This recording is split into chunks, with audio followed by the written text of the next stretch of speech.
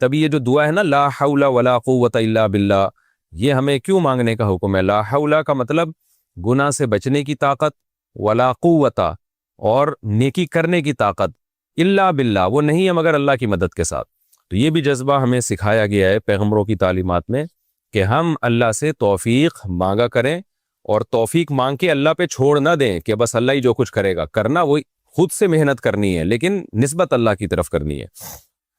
اور ایک اہم بات یہ پتہ چلتی ہے کہ یوسف علیہ الصلاۃ والسلام پر کتنا دباؤ تھا، کتنا دباؤ، کہ زنا نہ کرنے کی صورت میں بدنامی کا خطرہ، جیل جانے کا خطرہ، اس زمانے کے جیل بڑے خطرناک تھے، اور کرنے کی صورت میں خواہش بھی پوری ہوگی، اور جو ایک انسان کی نیچر ہے، جو مرد کی ایک نیچر ہے، اور عزت بھی ملے گی۔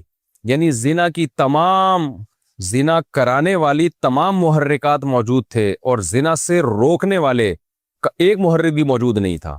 اتنی سختی کے باوجود بھی یوسف علیہ السلام کیا کہہ رہے ہیں؟ اللہ مجھے جیل زیادہ محبوب ہے اس گناہ سے جس کی طرف یہ عورتیں مجھے دعوت دے رہی ہیں۔ تو اس سے ہم جیسے لوگوں کو عبرت حاصل کرنی چاہیے کہ آج بات بات پہ بد نظری اور گناہ کو ہم اپنے لیے کتنے آرام سے حلال سمجھ لیتے ہیں، اور اپنے آپ کو کیا کہتے ہیں؟ مجبور ہیں۔ کتنے لوگ سودی بینکوں میں مینیجر بنے ہوئے ہیں، لاکھوں روپے ان کی تنخواہیں ہیں، ان سے جب کہا جاتا ہے کہ یہ حرام ہے تو کیا کہتے ہیں؟ بھئی یہ مجبور ہیں، اس غربت اور مہنگائی میں ہمارا گزارا نہیں ہوتا۔ کتنے لوگ ہیں جو بد نظری کرتے ہیں، ان کو جب سمجھایا جائے بھئی یہ حرام ہے، اللہ نے نظر جھکانے کا حکم دیا، وہ کہتے ہیں یار ہم مجبور ہیں، ہم سے برداشت ہی نہیں ہوتا۔ تو ہر گناہ کو ہم نے حلال کر لیا ہے اپنے لیے، چھوٹی چھوٹی مجبوریاں پیش کر کے۔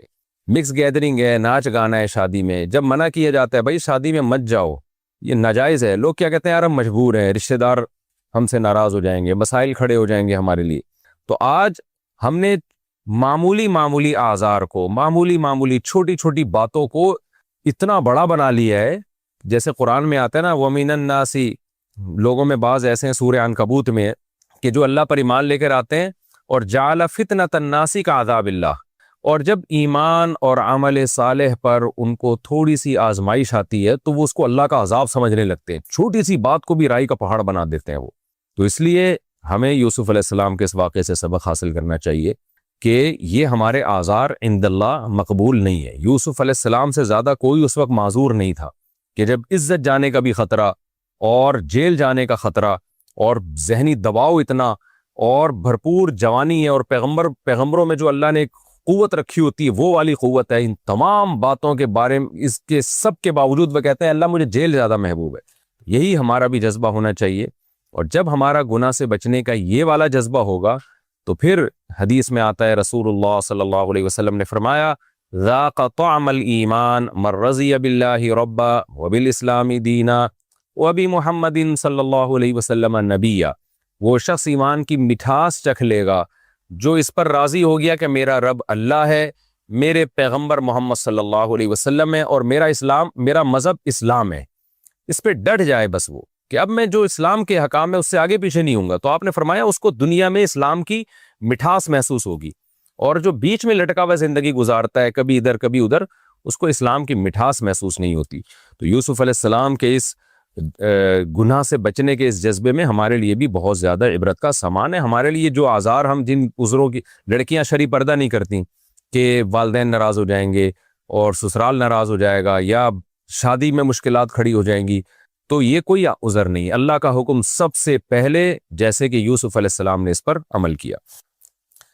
چوتھی بات ہمیں یہ پتہ چلتی ہے کہ یوسف علیہ السلام گناہ سے بچنے کے لیے اپنی ذات پر اعتماد نہیں کر رہے، محض گناہ سے بچنے کی کوشش تو اتنی ہے کہ جیسے دروازوں کی طرف بھاگنا شروع کر دیا، اور یہاں بھی جب دباؤ ڈالا جا رہا ہے بچ رہے ہیں، لیکن دعائیں اللہ سے مانگ رہے ہیں، توفیق اللہ سے مانگ رہے ہیں تاکہ دل میں کبر پیدا نہ ہو۔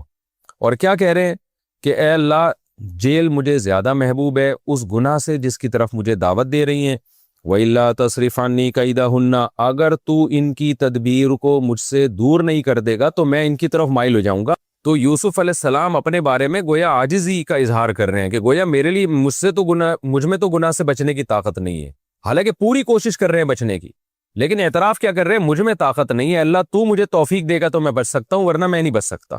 آج کیا ہو رہا ہے؟ آج نہ تو اللہ سے دعا مانگتے ہیں اور اپنے بارے میں یہ فرض کر کے بیٹھے ہوئے ہیں کہ میں تو بہت پاورفل ہوں، اور پھر گناہ سے بچنے کے اسباب بھی اختیار نہیں کر رہے ہوتے۔ تو یہ شریعت کا مزاج ہے کہ آپ گناہ سے بچنے کے لیے اپنی پوری طاقت استعمال کر لیں، اور جو فرائض واجبات ہیں اس کو پورا کرنے کے لیے پورے کانفیڈنس کے ساتھ پوری طاقت استعمال کریں، تمام اسباب اختیار کریں، لیکن نظر آپ اللہ پہ رکھیں، اللہ میرے بس میں جو تھا میں نے کیا، لیکن اگر تیری توفیق شامل حال نہیں ہوگی تو میں تو نالائق ہوں، میں تو کمزور ہوں۔ تبھی یہ جو دعا ہے نا، لا حول ولا قوت الا باللہ، یہ ہمیں کیوں مانگنے کا حکم ہے؟ لا حول کا مطلب گناہ سے بچنے کی طاقت، ولا قوت اور نیکی کرنے کی طاقت، الا باللہ وہ نہیں ہے مگر اللہ کی مدد کے ساتھ۔ تو یہ بھی جذبہ ہمیں سکھایا گیا ہے پیغمبروں کی تعلیمات میں کہ ہم اللہ سے توفیق مانگا کریں، اور توفیق مانگ کے اللہ پہ چھوڑ نہ دیں کہ بس اللہ ہی جو کچھ کرے گا، کرنا وہی خود سے محنت کرنی ہے لیکن نسبت اللہ کی طرف کرنی ہے۔ اور ایک اور نقطے کی بات یہ پتہ چلی کہ ثم بدا لهم من بعد ما رأوا الآیات لیسجننه حتی حین، یوسف علیہ السلام گناہ سے بچے تو اس کے نتیجے میں جیل ملی ان کو۔ تو بعض دفعہ دنیا میں ایسا ہی ہوتا ہے کہ آپ شریعت پر عمل کرنا شروع کرتے ہو تو بجائے کامیابیوں کے ناکامیاں آنا شروع ہو جاتی ہیں۔ ایسے موقع پہ لوگوں کی چیخیں نکلتی ہیں کہ لو بھائی، ہم تو اسلام پر آئے تھے، دین پر آئے تھے، بجائے اس کے کہ پریشانیاں ختم ہوتی، پریشانیاں تو اور بڑھنا شروع ہو گئیں۔ تو ایسے موقع پہ ہمیں یہ سوچنا چاہیے کہ بھئی یہ پریشانی ایسے ہے جیسے یوسف کو جیل ملی تھی۔ تو یوسف علیہ السلام کو جیل جو ملی ہے تو اس میں اللہ نے آپ کو وہاں صبر کی بھی توفیق دی، اور وہ جیل پیش خیمہ بنی بہت بڑی ترقی کا۔ تو دین پر عمل کے نتیجے میں جب آزمائشیں آتی ہیں تو اللہ صبر کی بھی توفیق دیتا ہے اگر آپ صبر کرنا چاہو، اور پھر وہ آزمائشیں بہت بڑی ترقی کا ذریعہ بنتی ہیں۔ اگر ایسا ہونا شروع ہو جائے نا کہ ادھر دین پر عمل کیا ادھر پیسے آنا شروع ہو جائیں، عزت اور شہرت ملنا شروع ہو جائے، پھر تو ہر آدمی چلنا شروع کر دے۔ تو بعض دفعہ ایسے ہوتا ہے دین پر آنے کے نتیجے میں وقتی طور پر آزمائشیں آتی ہیں، تو ایسے موقع پہ یہ کہنا کہ یہ دیکھو اللہ تعالیٰ سے شکایتیں شروع کر دینا، یہ نیک لوگوں کا کام نہیں ہوتا۔ اور دوسری بات یہ بھی ہمیشہ ایسا نہیں ہوتا، بعض دفعہ آپ دین پہ چلنا شروع ہوتے ہو تو پھر کوئی آزمائش نہیں آتی بلکہ پریشانیاں فوری ختم ہونا شروع ہو جاتی ہیں۔ یہ بھی اللہ تعالیٰ بعض لوگوں کے ساتھ کرتے ہیں کہ آپ نے دین پر عمل کرنا شروع کیا، اللہ نے ترقی اور فتوحات کے دروازے کھول دیے۔ اور بعض دفعہ یہ بھی ہوتا ہے کہ وقتی طور پر آزمائشیں بڑھ جاتی ہیں۔ تو دونوں معاملات میں ہمیں مذہب کو تھامنا ہے، ہم نے دین سے پیچھے نہیں ہٹنا۔ اسلام میں الحم سے لے کے والناس تک اللہ نے ہمیں دو طرح کے احکام دیے ہیں۔ ایک عقیدہ صحیح کر لو، عقیدہ توحید، مشرک کی کوئی عبادت قابل قبول نہیں ہے۔ اب جو مشرکین ہیں وہ کہتے ہیں اللہ ایسا معاذ اللہ ظالم کیوں ہیں کہ توحید پرست آدمی تھوڑی سی نیکی کرے اس کو اجر ملے گا، اور جو مشرک ہے وہ اتنے ساری دین کی خدمت، وہ انسانیت کی خدمت کرے کوئی اجر نہیں ہے۔ تو یہ کیا ہے بھائی؟ اللہ ظالم جب ہوتا ہے جب اللہ نے آپ کے پاس توحید کا آپشن نہ رکھا ہوتا۔ اللہ کہتا ہے شرک چھوڑ دو تو تمہاری ساری نیکیاں قبول، تو شرک تو آپ نے زبردستی اختیار کیا ہوا ہے نا۔ تو لوگ ہم پہ دباؤ ڈالتے ہیں کہ مشرک کو بھی جنتی، بھائی یہ جنت ہم نے نہیں بنائی، جہنم ہم نے نہیں بنائی، ہمارا کام ہے اللہ کی باتیں لوگوں تک پہنچا دینا۔ اللہ کہہ رہا ہے میں نے مشرک پر جنت کو حرام کر دیا ہے، تو اللہ کہہ رہا ہے تو جنت بنائی کس نے ہے؟ اللہ نے بنائی ہے۔ تو پہلی چیز عقیدہ۔ نمبر دو اعمال۔ پھر اعمال میں دو قسم کے اعمال ہیں، ایک جسمانی اعمال اور ایک دل کے اعمال، اخلاقیات، جنہیں اخلاق دیکھو اسلام میں اخلاق کا مطلب صرف یہ نہیں ہے کہ آپ لوگوں سے اچھے طریقے سے بات کریں۔ آج کسی نے مجھ سے پوچھا، ابھی کی بات ہے، بیان شروع ہونے سے تھوڑی دیر پہلے امریکہ سے ہمارے ایک ریلیٹیو کا فون آیا، انہوں نے کہا بھائی میں نے ایک تفسیر پڑھی، میں تو بہت پریشان ہو گیا وہ تفسیر پڑھ کے۔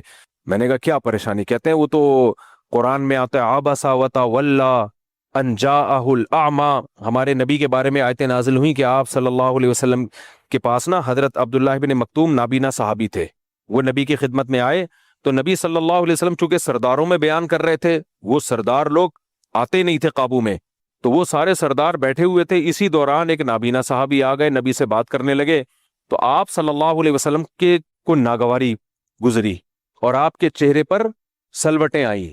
کیوں؟ آپ کو عبداللہ بن ام مکتوم کا یہ عمل نامناسب لگا کہ اتنے بڑے سردار بیٹھے ہوئے ہیں، یہ تو اپنے ہی ہیں بھائی، ان کو تو کبھی بھی بات کر سکتا ہوں میں، یہ اتنے سردار لوگ، بڑے بڑے لوگ بیٹھے ہوئے ہیں عرب کے، یہ تو بات ہی نہیں سنتے۔ تو اس دوران عبداللہ بن مکتوم کیوں آ گئے؟ تو آپ صلی اللہ علیہ وسلم کو یہ اشکال ہوا، تو اس کی وجہ سے آپ صلی اللہ علیہ وسلم کے چہرے پہ لکیریں آئیں، سلوٹیں آئیں، اور آپ نے اپنے چہرے مبارک کو ایسے کر کے ناراضی سے پھیر لیا۔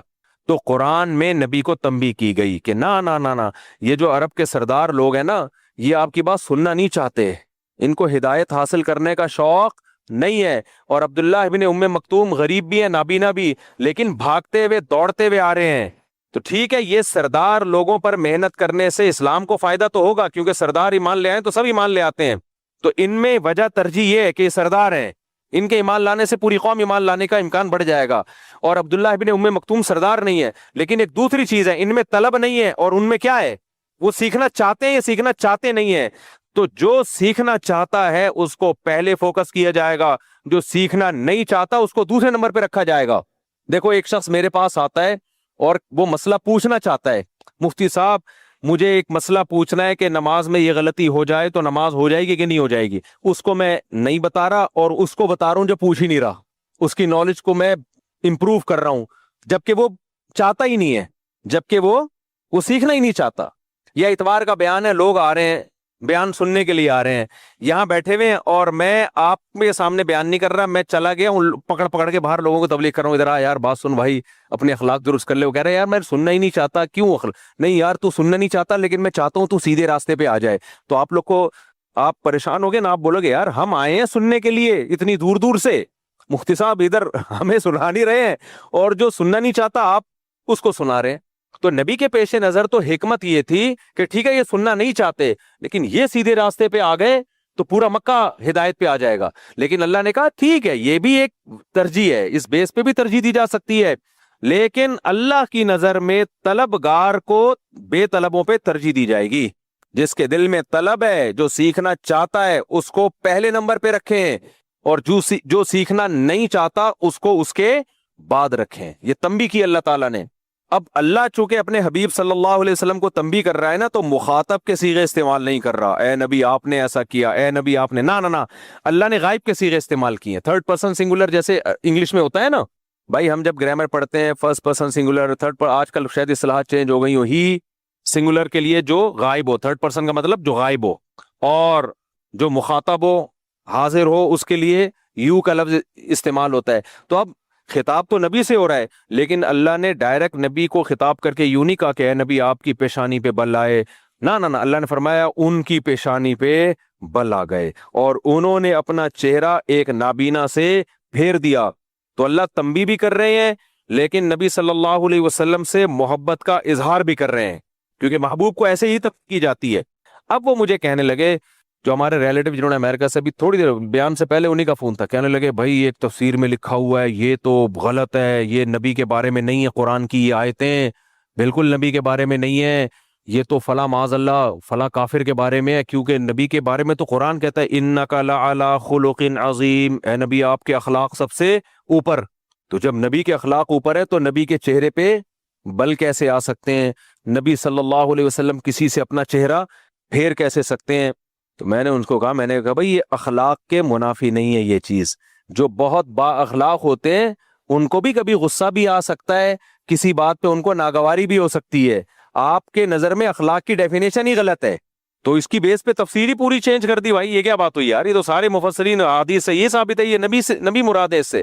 تو انک لعلی خلق عظیم کا مطلب یہ نہیں ہے کہ آپ کبھی غضبناک نہیں ہو سکتے، آپ کبھی کسی سے چہرہ نہیں پھیر سکتے، یہ اخلاق کا تو ہمارا بنایا ہوا تصور ہے۔ ہمارے نبی تو میدان جنگ میں تلوار لے کے بھی نکلے کہ نہیں نکلے ہیں بھائی؟ آپ تو میدان جنگ میں تلوار لے کے بھی نکلے، لڑائی کی ہے آپ نے میدان جنگ میں، اور آپ صلی اللہ علیہ وسلم نے شرعی حدود بھی نافذ کی ہیں، آپ غضبناک بھی ہوئے ہیں، آپ کے چہرہ انور غصے سے سرخ ہو جایا کرتا تھا جب آپ صلی اللہ علیہ وسلم کو غضب آتا، صحابی کہتے ہیں ایسا لگتا جیسے انار کے دانے نچوڑ دیے گئے ہوں۔ کسی نے آ کے آپ صلی اللہ علیہ وسلم پر اعتراض کیا نا کہ آپ نے معاذ اللہ ایک خارجی تھا، اس نے کہا آپ نے جو ہے وہ عدل نہیں کیا اس دفعہ مال غنیمت میں، تو آپ صلی اللہ علیہ وسلم کا چہرہ غضبناک، اور آپ نے فرمایا اگر پیغمبر عدل نہیں کرے تو کون عدل کرے گا بتاؤ؟ یعنی ایک طرف مجھے پیغمبر بھی کہہ رہے ہو، تو اس لیے اخلاق اپنے درست کرنے کا جو قرآن جس اخلاق کو فوکس کر رہا ہے وہ اخلاق جو اسلام نے سکھائے ہیں، اس میں غصے کے وقت غصہ، مسکراہٹ کے وقت مسکراہٹ۔ نبی نے فرمایا نا بچہ جب 7 سال کا ہو جائے نماز کا حکم دو، 10 سال میں بھی نہ پڑھے تو کیا مسکراؤ؟ نہ پھر اس پہ سختی کرو۔ تو ایسے موقع پہ باپ کا ڈانٹنا، چیخنا، چلانا، کوئی دیکھ لے بولے لو بھائی مفتی طارق مسعود کو تو ہم سمجھتے تھے بڑے با اخلاق اور ہر وقت اخلاق پہ رپورٹیں پیش کر رہے ہوتے ہیں اور لطیفے سنا کے ہنسا رہے ہوتے ہیں، آج تو دیکھو تیری ایسی کی چنگیز خان بنے ہوئے ہیں، یہ تو یہ کیسے اخلاق ہیں، چیخ رہے ہیں۔ بھائی اس وقت نہ چیخنا کیا ہے؟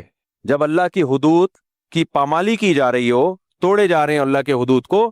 ہاں یہ نہیں کہ بلا وجہ کہ ہر وقت چنگیز خان بنا رہے. حدیث میں آتا ہے نبی جب گھر میں داخل ہوتے تھے مسکراتے چہرے کے ساتھ. آج کچھ لوگ گھر میں داخل باہر گٹر کے ڈھکن پہ بیٹھ کے لڑکوں لونڈے لپاڑوں کے ساتھ ہاں یہ ہنس رہے ہیں. گھر میں داخل ہوتے ہی بچے سہمنا شروع، بیگم بھی پریشان کیونکہ اس کو ایسا لگتا ہے چنگیز خان نے بغداد پہ دوبارہ اٹیک کر دیا ہے. تو یہ غلط ہے. لیکن کبھی کبھار جب آپ کو پتا ہے کہ ایک چیز غلط ہو رہی ہے اور میرے سختی کرنے سے وہ ٹھیک ہو سکتی ہے، تو ایسے موقع پہ سختی کرنا، غصہ کرنا یہ بد اخلاقی نہیں ہے بلکہ کیا ہے؟ اخلاق. بعض لوگ غیرت لیس ہوتے ہیں، ان کو غصہ ہی نہیں آ رہا تو کسی بات پہ. جلدی سے بات کو سمیٹتا ہوں. اخلاق اپنے درست کرنا یہ باطنی عمل ہے. اخلاقیات میں کیا ہے؟ حسد نہ ہو. اب اس کو تو لوگ اخلاق سمجھتے ہی نہیں ہے. کسی اور کی ترقی کو دیکھ کے آپ جل رہے ہو، کڑ رہے ہو، ٹینشن میں آ رہے ہو، یہ کیا ہو رہا ہے، تو اس کا مطلب آپ کے اخلاق اچھے بولو نہیں ہے. ابھی آپ ٹھیک نہیں ہوئے ہو، ابھی آپ ٹھیک نہیں ہوا. دیکھنے میں آپ نماز پڑھ رہے ہوگے، تہجد پڑھ رہے ہوگے، اللہ کے سامنے دعائیں مانگ رہے ہوگے، عمرے کر رہے ہوگے، بڑا بانور چہرہ ہوگا، آپ کی خوبصورت داڑھی ہوگی، بغیر کریم کے ایسا لگ رہا ہوگا کریمیں لگائی ہوئی ہیں آپ نے، اور خوشبوئیں میں گھوم رہے ہوگے، ہر نائس ٹو میٹ یو، اور بڑے اچھے اخلاق سے بات کر رہے ہوگے. لیکن جمشید کے پاس نئی گاڑی دیکھ کر آپ کے پسینے چھوٹ رہے ہیں. یہ کمبخت میرے ساتھ میٹرک کیا ہوا، نمبر بھی اس دل میں گالیاں، اس بےغیرت کے نمبر بھی مجھ سے کم تھے اور آج گاڑی لے کے گھوم رہا ہے اور ہم اپنی پرانی پٹ پٹی میں. تو یہ اخلاق ہے؟ یہ دل کی حالت کون جانتا ہے؟ اللہ جانتا ہے. اس کا مطلب آپ با اخلاق اندر سے ہوتا ہے بھائی. نبی نے فرمایا نا الا ان فی الجسد مضغہ اذا صلحت صلح الجسد کلو. جسم میں ایک لوتھڑا ہے گوشت کا جس کو دل کہا جاتا ہے، وہ ٹھیک ہو تو جسم سے نکلنے والے اعمال ٹھیک، وہ خراب تو آگے سارے اعمال برباد. کیونکہ جب انسان کو جس سے حسد ہو تو پھر آدمی بلا وجہ اس کو نقصان پہنچانے کی کوشش میں لگا رہتا ہے، اس کی جائز تعریف بھی برداشت نہیں ہوتی. سیاسی لیڈروں میں یہی تو ہوتا ہے. کبھی آپ نے دیکھا کوئی سیاسی لیڈر جو اپوزیشن، آپ حکومت میں ہو، کوئی دوسرا اپوزیشن میں ہے، آپ کسی سیاسی لیڈر کی جائز تعریف کسی دوسرے کے سامنے کر کے دکھا تو دو جو جائز تعریف ہو. نہ ویسی اس نے یہ بیوقوف بنانے کے لیے کر رہا تھا وہ. آپ کو جب کسی سے بوجھ ہو جاتا ہے نا تو اس کے ہر اچھے کام میں کیڑے نکالے جاتے ہیں. اب یہ کیا بتاؤں یار، میرے پاس ایک صاحب آئے مجھے کہنے لگے تو حکومت کے چند پالیسیوں کے بارے میں نا، تو میں نے کہا یہ والی پالیسی بہت اچھی ہے، باقی تو میں حکومت سے بہت ساری چیزوں میں اختلاف کرتا ہوں، یہ کام خاندانی ہو رہا ہے. اور پھر میں نے اس کے ثبوت پیش کیے. میں نے کہا دیکھو یہ ہو گیا. کہتے ہیں اصل میں یہ کام تو کیے لیکن یہ صرف حکومت نے لوگوں کو بیوقوف بنانے کے لیے کیے. تو میں نے کہا یار اللہ کے بندے ہو، اگر کوئی اچھا کام کر رہا ہے، حالانکہ مجھ سے بڑا کوئی تنقید کرنے والا شاید کبھی خوشبو لگا کے آئے نا، تو جو تنقیدی کام ہے ممبر پہ بیان کرنے کے نہیں ہوتے، نجی محفلوں میں تو آدمی سب کچھ بولتا ہے. تو میں نے کہا یہ والا کام ٹائٹ کر دیا. کہہ رہے نہیں، اصل میں یہ کام ٹائٹ کیا لوگوں کو بیوقوف بنانے کے لیے تاکہ لوگ سمجھیں کہ ہم اچھے ہیں. میں نے کہا یار یہی اگر تمہارا لیڈر کر رہا ہوتا تو یہ تعویل کرتے کہ بیوقوف بنانے کے لیے. اپنے والے کے بارے میں جتنی باتیں وہ سب اخلاص پر مبنی تھیں، دل کی عطا گہرائیوں سے اس نے قوم کی خدمت کی. اور مخالف پارٹی میں کوئی اچھا کام ہے تو پبلک کو یا تو واضح قرائن ہو تو سب ٹھیک ہے مان لیں گے. تو یہ ہر جگہ ہی چل رہا ہے میرے بھائی. وہ ایک میں اکثر واقعہ سناتا ہوں. ایک خاتون سے ایک پڑوسن ملنے کے لیے آئی، بہن تمہاری بیٹی کی شادی ہوئی ہے، داماد کیسا ملا تمہیں؟ یہ چل رہا ہے سیاسی لیڈروں میں آج کل، بالکل یہ صحیح عکاسی کی ہے سوسائٹی کی. بیٹا تمہیں باجی یا بہن تمہیں داماد کیسا ملا؟ اتنا اچھا داماد ہے بہن، کیا بتاؤں، میری بیٹی 12 بجے تک پڑی ہوئی سوتی رہتی ہے، کچھ بھی نہیں کہتا اس کو. اب تو کراچی میں سب ہی 12 بجے تک الحمدللہ، لطیفہ ہی کینسل ہو گیا. آپ کراچی والے کہیں گے تو صحیح ہے نا، 12 بجے صبح اڑ جاتی ہے. لوگ تو 2 بجے کراچی میں اٹھ کے ناشتہ کر رہے ہیں. ہمارے ایک دوست کو میں نے فون کیا دوپہر 2 بجے، میں نے کہا آ جاؤ، جانا کہہ رہے میں بھی ناشتہ کر رہا ہوں. میں نے کہا جلدی نہیں ہو گیا کچھ اتنی جلدی ناشتہ؟ ڈاکٹر کی صحت کے خلاف ہے بھائی، تھوڑا لیٹ کرنا چاہیے ناشتہ. تو 12 بجے تک میری بیٹی سو کے اٹھتی ہے، میرا داماد اس کو کچھ بھی، بالکل اس کی مرضی کی لائف دی ہوئی ہے اس نے. اچھا بہن تمہیں بہو بھی ملی ہے، سنا ہے اسی دن تمہارے بیٹے کی بھی شادی تھی، بہو کیسی ہے؟ کمبخت 12 بجے سے پہلے اٹھتی نہیں ہے سو کے، منوس 12 بجے تک پڑی رہتی ہے. اور میرا بیٹا بھی جورو کا غلام بن چکا ہے، اسی کے چرنوں میں بیٹھا رہتا ہے. میں کہتا ہوں اس کو اٹھائے، 12 بج گئے. آپ اس کو لطیفہ سمجھ رہے ہو، لیکن ہم سب کی زندگیاں اسی اصول پہ گزرتی ہیں, سمجھتے ہو؟ جس سے دشمنی اس کی ہر اچھائی بری, جس سے دوستی اس کی ہر برائی اچھی. تو یہ خرابی باہر کی نہیں ہے, یہ اصل میں ٹیکنیکل فالٹ کہاں کا ہے؟ گاڑی میں آواز آ رہی ہوتی ہے نا, آپ کوئی بیوقوف آواز کو بند کرنے کی کوشش کرے تو ایسے الارم, آپ گھڑی کا الارم بج رہا ہو اور آپ الارم کے اوپر بیٹھ جاؤ, الارم بند ہوگا؟ تکیہ رکھ دو, بند ہوگا بھائی, اس کا بٹن آف کرنا پڑے گا, جہاں سے بج رہے وہاں سے ٹھیک کرو اس کو. تو ایسے ہی میرے بھائی یہ جو برائیاں ہو رہی ہیں نا, وہ والا اس کی ہر اچھائی بھی بری اور اس کی ہر برائی بھی, اپنے والے کی ہر برائی بھی اچھی. یہ اندر کا ٹیکنیکل فالٹ ہے. اب گاڑی بج رہی ہے تو میکینک کیا کہتا ہے, بھائی آواز آ کہاں سے رہی ہے؟ اب میکینک نے کیا, بج رہی ہے تو آپ کیا کرو, بجائے اس کی آواز ہے نا, آواز وہ آپ کے کانوں میں اس نے وہ لگا دیا, اب نہیں بج رہی. چیک کریں, کیا کہتے ہیں, ایئرپورٹ کہتے ہیں اس کو میرا خیال ہے. میں جب سوتا ہوں نا, آپ عجیب میرے سونے کا منظر ہے, میرے ساتھ دوست بہت حیران ہوتے ہیں, میں 2 پنکھے چلاتا ہوں سونے سے پہلے. کینیڈا سے میں ایک مشین لے کر آیا. ہوتا یہ تھا کہ کینیڈا وغیرہ تو سرد ممالک ہیں, جاپان بھی ٹھنڈا ملک ہے, پنکھے نہیں چل رہے ہوتے. اب پنکھے نہ چلنے سے ہوتا یہ ہے کہ ہم جب سو رہے ہیں تو آواز آ رہی ہے. اب میرے ساتھ دوست سو رہا ہے, اس خراٹے لے رہا ہے. اب میں اگر میزبان سے بولوں مجھے الگ کمرہ لے کے دو, ان کا خرچہ بلا وجہ کا ڈبل. 2 بندے ہیں تو یار, ایک ادھر سوئے گا ایک ادھر سوئے گا, اس بیڈ پہ سوئے گا, وہ خراٹے لے رہا ہے. اتنی بڑی ٹینشن میرے لیے سفروں میں, کوئی خراٹے لے رہا ہے, کوئی دیر سے سو رہا ہے, اس کو نیند نہیں آ رہی. جاپان میں جن کے گھر میں ٹھہرا تھا ان کو میں نے کہا ہوٹل چھوڑو یار, آپ کے گھر میں یہ کمرہ دے دو. اب میں وہاں آیا ہوں تو ان کے بچوں کی آواز, تو مجھے نیند ہی نہیں آ رہی, میرے ساتھ مسائل کھڑے ہو گئے. اس کا ایک ٹیکنیکل حل نکالا میں نے. پھر ہم سفر میں اکٹھے گئے, ہمارے کچھ دوست تھے کے پی کے وغیرہ 2-4 سال پہلے, تو ہمارے ایک پٹھان دوست ہے, میرے بڑے جگری دوست ہیں, انہوں نے مجھے حل بتایا. میں نے کہا کیا حل ہے؟ انہوں نے کہا کہ یوٹیوب پہ پنکھا چلانے کی ویڈیو لگا دو. میں جہاں جاتا تھا نا, تیز پنکھا چلاتا تھا, سردی ہے تو کمبل لے کے سو جاتا تھا, پنکھے کی آواز میں بہت ساری آوازیں دب جاتی ہیں. تو میں نے کہا اب یہاں تو پنکھا بھی نہیں ہے. انہوں نے کہا یوٹیوب پہ پنکھا چلاؤ. یوٹیوب پہ میں گیا تو بہت سارے پنکھوں کی آوازیں, بالکل وہی آواز ہوتی ہے جو ہمارے پنکھے کی.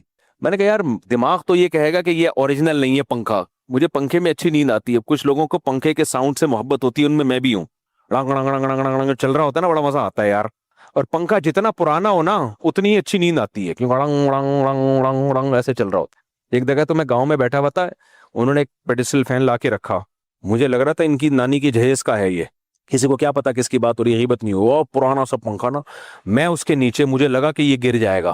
وہ پیڈسٹل فین نہیں ہوتے ڈنڈے والے, اب وہ یوں ہل بھی رہا ہے. میں نے کہا بھائی یہ گرے گا, وہ کہہ رہے نہیں گرے گا, یہ ہماری بہت پرانا ہے. میں نے کہا یہ بتا رہا ہے کہ میں گرنے والا ہوں, اور آپ حیران ہو گئے گر گیا. تو شکر ہے میں نیچے قریب میں لیٹا ہوا نہیں تھا, میں بھی بات کر رہا ہوں اور وہ گر گیا.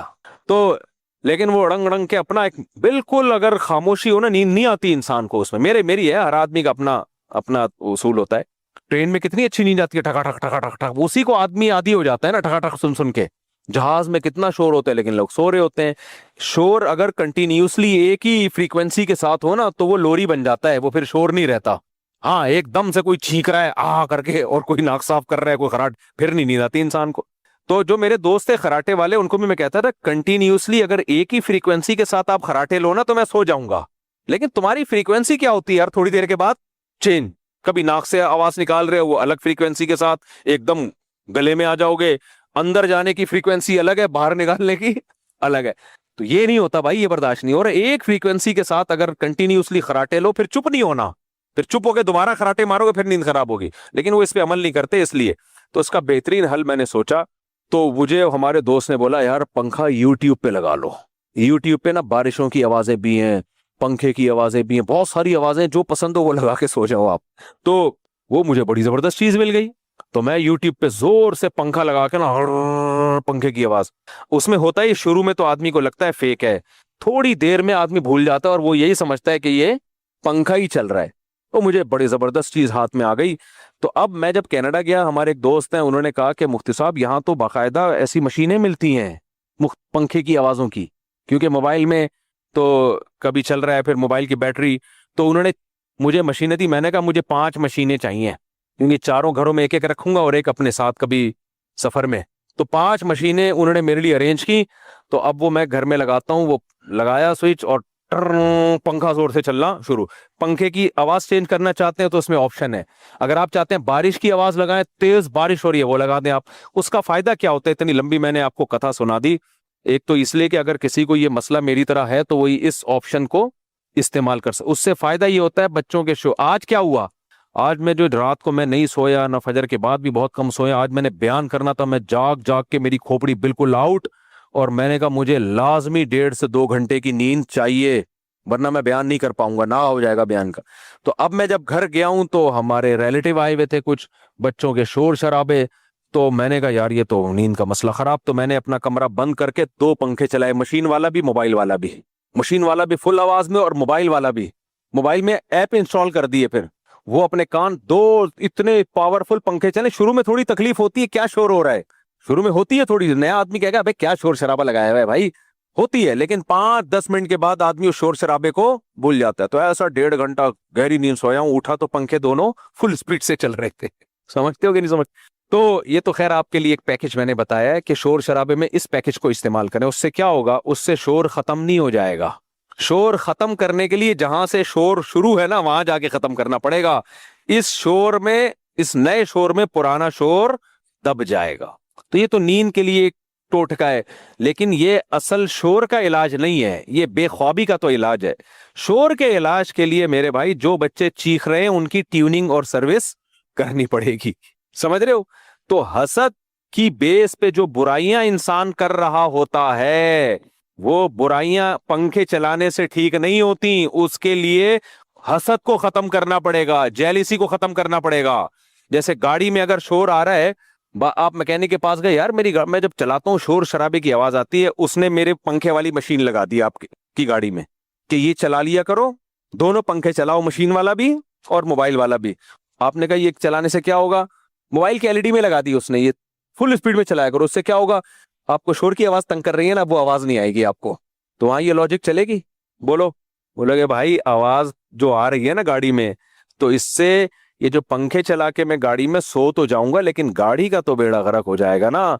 तो गाड़ी का फॉल्ट पकड़ भाई, तू कहां से आवाज आ रही है, ये आवाज कहां से आ रही है?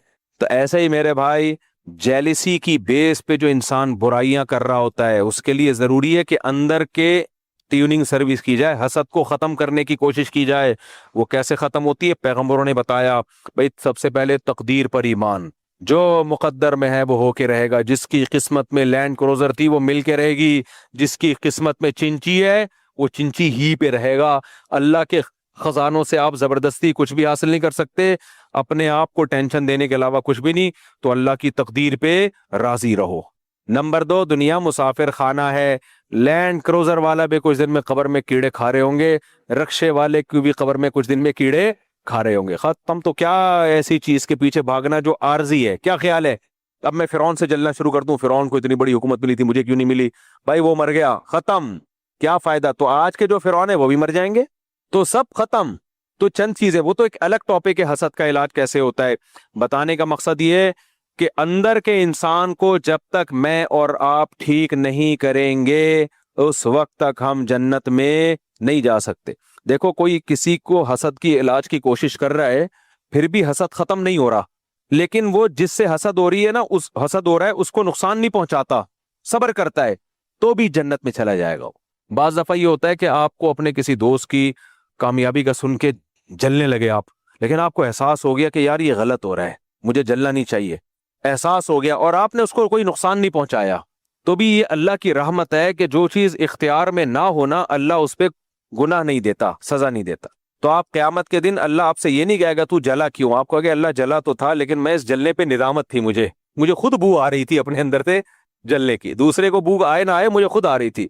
तो अगर आपको अपनी बुराई का एहसास भी हो गया तो अल्लाह की रहमत इतनी बड़ी, अल्लाह उस पर भी बख्श देगा। चल भाई तुझे एहसास तो था ना।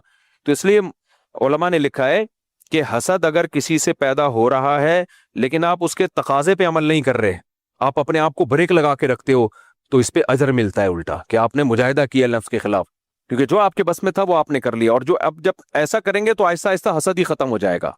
तो अखलाक को दुरुस्त करना जरूरी है। तो अखलाक में मुस्कुरा के बात करना भी है, दिल भी है, दिल में दुनिया की मोहब्बत ना हो, दुनिया को मुसाफिर खाना समझे, तकब्बुर ना हो, खुद पसंदी ना हो। खुद पसंदी क्या होती है? اب بتاؤ یہ چیزیں ہماری سوسائٹی میں ہیں نا؟ چند مرسومات ہیں ان کو مذہب سمجھ لیا ہے. یہ تو اسلام تو اندر سے ٹھیک کرتا ہے آپ کو، حسد ختم کرے گا آپ کی. پھر خود پسندی، تکبر اور خود پسندی، یہ دو بڑی خطرناک بیماریاں. خود پسندی کیا ہے؟ اتنے ہیں نہیں جتنا سمجھنا شروع کر دیا. اتنے ہیں نہیں، اس کو عربی میں کہتے ہیں عجب. اپنے آپ کو سمجھ رہے ہیں پتہ نہیں میں کیا چیز ہوں بھائی. کچھ لوگ اس خود پسندی میں ہوتے ہیں. اس کا نقصان کیا ہوتا ہے کہ پھر سامنے والا اس لیول کی رسپیکٹ ان کو دیتا نہیں ہے تو یہ ٹینشن میں جاتے ہیں، سمجھتے ہیں میں تو اس لیول کا ہوں. اب 11ویں اسکیل کا آدمی اپنے آپ کو 22ویں گریڈ کا سمجھنا شروع کر دے تو ٹینشن میں جائے گا کہ نہیں جائے گا؟ لوگ تو اس کو 22 گریڈ والا پروٹوکول نہیں دیں گے، لیکن اس کو نہیں ملے گا تو وہ ٹینشن میں. تو اس کا علاج کیا ہوگا؟ جتنے اسکیل ہیں اس کو بتایا جائے تیرے اتنے ہیں، یہ والا اگر تجھے پروٹوکول نہیں ملتا نا تو تیرا غصہ ٹھیک ہے، لیکن 22ویں والا نہیں ملے گا میرے بھائی. ایک ڈاکٹر ہے انڈیا کا، وہ بڑی دلچسپ باتیں کرتا ہے. وہ کہتا ہے جو جم جانے والے لوگ ہیں نا وہ بوڑھے نہیں ہوتے. وہاں اس کی جم سے مراد ہے جو غیر ضروری، آپ کا دیکھو نا جم میں جو یہ اتنے اسپیڈ بریکر بنا رہے ہوتے ہیں، یہ واقعی صحت کے لیے نقصان دہ ہے. کیونکہ آپ کا وزن جب بہت زیادہ بڑھ جاتا ہے، بے شک وہ ماس کا وزن ہو، وہ گوشت کا وزن ہو، تو بھی ہڈیاں اتنا بوجھ اٹھاتی ہیں تو اس کا نقصان ہوتا ہے. تو باڈی کا ویٹ مینٹین ہی رکھنا چاہیے، چاہے فیٹ ہو یا گوشت ہو. تو ویٹ بہت زیادہ بڑھنا بہرحال صحت کے لیے نقصان دے. تو اس نے بڑی زبردست بات کی، اس نے کہ جو جاتے ہیں نا جم میں یہ بوڑھے نہیں ہوتے. سامنے والے نے پوچھا زبردست یار بوڑھے نہیں ہوتے؟ اس نے کہا وجہ اس کی کہ جوانی میں ہی ٹپک جاتے ہیں یہ جوانی میں ہی. حقیقت ہے بہت سے ایسے ہیں تھوڑے دنوں میں وہ ٹہل جاتے ہیں وہ. تو اللہ ہم سے اخلاق کے بارے میں پوچھے گا، اندر سے کیسے تھے تم. اور پھر ظاہری اعمال، اس میں سب سے پہلے نماز، زکوٰۃ اور بار بار معاہدوں کی پابندی. کیریکٹر لیس آدمی اللہ کے ہاں قابل قبول نہیں ہے. زبان کا کیسا ہے تو؟ کیریکٹر لیس، معاہدوں کی پابندی، جس پر میں 1-2 ہفتے پہلے ڈیٹیل میں بیان کر چکا ہوں. کرایہ ٹائم پہ آپ دیتے ہو کہ نہیں دیکھتے؟ مالک مکان کو ترساتے تو نہیں ہو؟ آپ کسی کی گاڑی استعمال کر رہے ہو، اپنی گاڑی سمجھ کے چلا رہے ہو یا کسی اور کی چیز؟ آپ دیکھو اپنی گاڑی کیسے چلاتے ہیں اور اداروں کا مال کیسے استعمال کرتے ہیں. ناپ تول میں کمی تو نہیں کرتے. حق لینے کے لیے تو پورے گن کے لیتے ہو، دیتے ہوئے ڈنڈی مارتے ہو. یہ ساری اخلاقیات آپ کے شر سے پڑوسی محفوظ ہیں یا نہیں ہیں؟ آپ کے شر سے آپ کے پڑوسی کا آپ کے بارے میں کیا تبصرہ ہے کہ یار اچھا پڑوسی مل گیا ہمیں، بڑا خاندانی آدمی ہے کہ اس کی وجہ سے ہمیں فائدہ ہے. بصرہ میں ایک تابعی نے ایک گھر بیچا، قیمت ڈبل لگائی اس کی. کسی نے کہا اتنا مہنگا گھر نہیں ہے، سستا ہونا چاہیے. انہوں نے کہا میں نے اس میں ایک صحابی رسول رہتے ہیں میرے پڑوس میں، اس پڑوس ہونے کی قیمت بھی لگائی ہے. تجھے فری پھوکٹ میں اتنا اچھا گھر نہیں دوں گا جس کے پڑوس میں اتنے عظیم صحابی رہتے ہوں. کیوں؟ ان کی تجھے صبح و شام زیارت ہوگی، ان سے تجھے سیکھنے کا موقع ملے گا. تو ایسے ہی پکڑا دوں میں تجھے؟ اتنا عظیم پڑوس چھوڑ کے میں جا رہا ہوں، میں کیوں جاؤں گا؟ بعض لوگ کہتے ہیں نا گڈ ول کی بھی ایک ویلیو ہوتی ہے نا. تو گھر کی گڈ ول صرف اس سے نہیں بنتی کہ یہ ڈیفنس میں ہے یا کلفٹن میں، اس سے بھی بنتی ہے اڑوس پڑوس میں ہیروئن کی چرسی رہتے ہیں یا نیک لوگ رہتے ہیں. ماں باپ اپنے بچوں کو اچھے علاقوں میں لے کے جاتے ہیں، چرس پی رہے ہوتے ہیں، کیونکہ پڑوس میں کون سا بچہ رہتا تھا؟ چرسی رہتا تھا. تو گڈ ول کی بھی ویلیو ہوتی ہے. اس کا مطلب یہ نہیں کہ وہ صحابی رسول کی قیمت لگا رہے ہیں. صحابی رسول کی قیمت نہیں لگا رہے، وہ صحابی رسول کی صحبت کی قیمت لگا رہے ہیں کہ اتنی عظیم صحبت تجھے مل رہی ہے تو یہ صحبت میں چھوڑ کے جا رہا ہوں، قربانی دے رہا ہوں. اس کے اگر مجھے اتنے پیسے ملیں گے تو دوں گا کیونکہ میری ضرورت تھی، ان کی کوئی ضرورت تھی، ورنہ میں نہیں دوں گا. تو یہ سارے بھائی اخلاقیات اور اعمال ہیں جس کو فوکس کرنا ہے. اور آج ہم جو مذہبی طبقہ ہے نا وہ اس کو فوکس نہیں کر رہا. اس نے چند چیزیں بنا لی ہیں، اسی پہ چل رہے ہیں. تبھی پوری دنیا میں لوگ انگریزوں کی تعریف کر رہے ہوتے ہیں، مسلمانوں کی برائیاں کر رہے ہوتے ہیں. یہ 2 نمبر ہیں. لیکن آپ ربیع الاول اور محرم میں دیکھ لو، ایسا لگتا ہے مسلمان سے بڑا عاشق رسول اس کائنات میں پیدا ہوا ہی نہیں. اور کمبخت چوری کرے گا اور اس چوری سے عمرہ کرنے جائے گا. مسجدوں میں کرپشن کے بعد سب سے پہلے کمیٹی کہاں جاتی ہے؟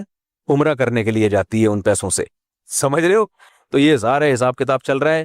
تو ہم تو بھائی آپ دیکھ رہے ہو قرآن اور سنت جو کتنے سالوں سے درس ہو رہا ہے، اسپیچز پہ بھی میرے تفسیر کے لیکچر، میں بھی کوشش کر رہا ہوں کچھ مجھے بھی وہ چیزیں ملیں جن کو ہم نے فوکس کیا ہوا ہے. وہ قرآن میں مل نہیں رہی. قرآن میں یہی مل رہا ہے، نماز پڑھو، اخلاق اچھے کرو، حسد نہ کرو، اور مال جمع کر کے جو کنجوسی کرتے ہیں برے ہیں، اللہ کو خرچ کرنے والے پسند ہیں. ماں باپ کا خیال کرو، رشتے جاری جوڑو، رشتے مت توڑو، اور بوڑھوں کا اکرام کرو. صحیح ہے نا؟ اور جو ہے یتیم کو کی کفالت کرو، بیوہ عورتوں سے نکاح کرو، یتیم کی کفالت کرو، یتیم کا مال مت کھاؤ، وراثت ٹائم پہ دو، ساری اگر یہ خدا کی قسم صفات ہمارے اندر پیدا ہو گئیں تو یہ مسلمان نہیں، یہ فرشتے، لوگ کہیں گے زمین پہ فرشتے اترے ہوئے ہیں، کیا کہیں گے؟ صحابہ کرام کئی ملک، پتہ ہے اسلام انہوں نے پورے کنٹری مسلمان ہوئے صرف صحابہ کو دیکھ کے، انہوں نے کہا یار یہ عجیب لوگ ہیں، ایسا تو ہوتا ہی نہیں ہے۔ صحابہ مال بیچ رہے ہوتے، وہ خریدتا، کہتے بھائی یہ فالٹ ہے اس میں، یہ دیکھ لو یہ کیا ہے، یہ فالٹ ہے۔ کہہ رہے فالٹ کون بتاتا ہے؟ کہہ رہے بھائی ہمارے نبی نے بولا ہے کہ جس نے اپنی چیز بیچی اور اس میں دھوکہ دیا وہ ہم میں سے نہیں ہے، تو ہم تو نبی کے ہاتھ پہ ایمان لائیں تاکہ قیامت میں نبی کے ساتھ ہو۔ اگر میں نے گندم، جو ایک نبی بازار میں گئے تو اوپر خشک گندم تھی، نیچے گیلی، آپ نے ہاتھ ڈالا تو نیچے گیلی گندم، آپ نے کہا کہ تم نے بتایا کیوں نہیں کہ یہ نیچے گیلی گندم ہے اور اس کو اوپر کیوں نہیں رکھا؟ پھر آپ نے فرمایا جو دھوکہ دے کے تجارت کرے وہ ہم میں سے نہیں ہے۔ تو صحابہ کی ایسی خاندانی جماعت تیار ہوئی تھی نا کہ ملکوں کے ملک صرف ان کی تجارتوں کو دیکھ کے مسلمان ہوئے ہیں کہ بھائی یہ، پھر وہ تاجر ایسے سخی، ایسا غریبوں پہ، میں نے یہ چیز ساؤتھ افریقہ کے مسلمانوں میں دیکھی ہے۔ ساؤتھ افریقہ کے اور افریقہ کے جو مسلمان تاجر ہیں نا، وہاں کے غیر مسلموں پہ لٹاتے ہیں ایسے پیسہ، کہتے ہیں یہاں کے غیر مسلم ہم سے اتنا خوش ہیں، بقرعید میں کہتے ہیں یہ دے دنا دن، کہتے ہیں ایسا لگتا ہے ان کی عید ہے ہماری عید نہیں ہے، کیونکہ وہاں تو بہت غربت ہے نا، ساؤتھ افریقہ میں تو نہیں، باقی افریقہ میں۔ تو میں ان کو اور پاور بھر کے آتا ہوں، میں کہتا ہوں اتنا کھلاؤ، ان کا اتنا خیال کرو، بولو بھائی یہ ہمیں کس نے حکم دیا ہے؟ اللہ نے۔ تو مسلمان کا یہ امیج جانا چاہیے، ابھی کچھ اور ٹائپ کا امیج جا رہا ہے، وہ بالکل بہت غلط قسم کا امیج جا رہا ہے۔